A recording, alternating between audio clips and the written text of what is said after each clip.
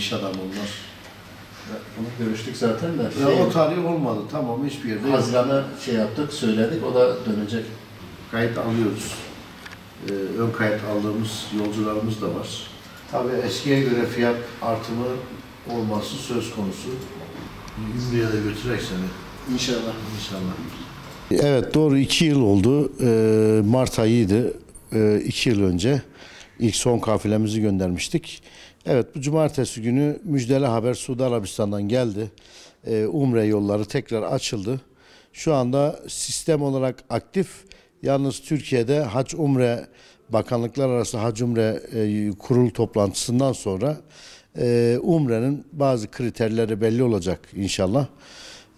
Muhtemelen de Ramazan bayramı sonrası Şevval ayında ilk kafileler uzun bir aradan sonra, 2 yıl aradan sonra ilk kafile Türkiye'den gitmiş olacak. İlk kafileler başlamış olacak.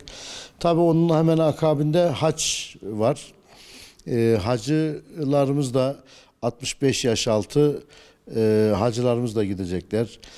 Oran olarak Türkiye'nin 83 bin hacısı vardı ama şu anda bu tabi sayısal olarak tahminlerimize göre %30 civarında oluyor ama önümüzdeki günlerde yine de bu sayı da netleşmiş olacak kurul toplantısından sonra.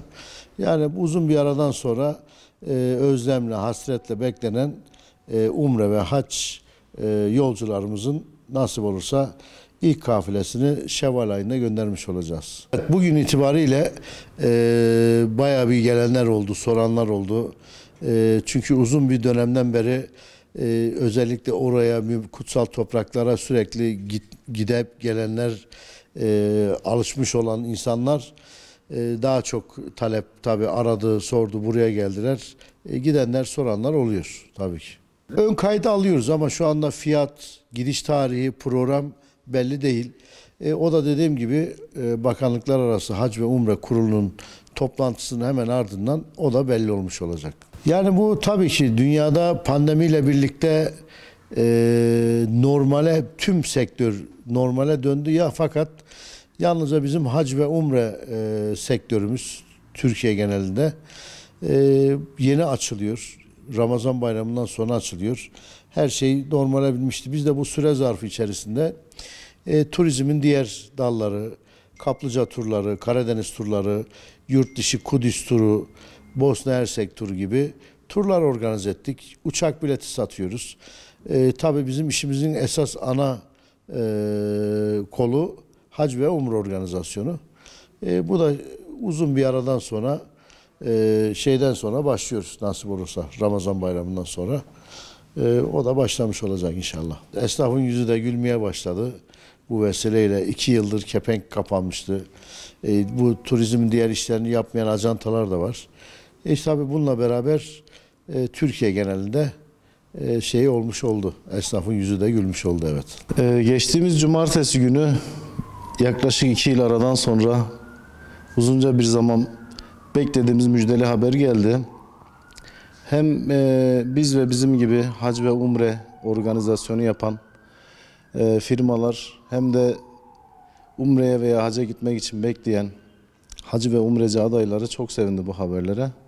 Uzun zamandır bekliyorduk bu haberi. Süreç biraz uzadı. Biz daha kısa süreceğini düşünüyorduk. Koronavirüs dolayısıyla biraz bu süreç uzayınca tabii esnaflarımızdan bu noktada sıkıntıya girenler, düşenler oldu. Biz biraz daha turizmin diğer sektörlerinde de bulunduğumuz için bu süreci tur, uçak bileti gibi programlar düzenleyerek atlatmaya çalıştık. Hamdolsun inşallah bu Ramazan bayramı ertesi umre devamında hac organizasyonuyla inşallah yaralarımızı sarmaya başlayacağız. Şimdi açıklama taze. Suudi Arabistan tarafından bu yıl 1 milyon hacı adayının kabul edeceği belirtildi. Belli şartlar çerçevesinde yapılacağı söylendi.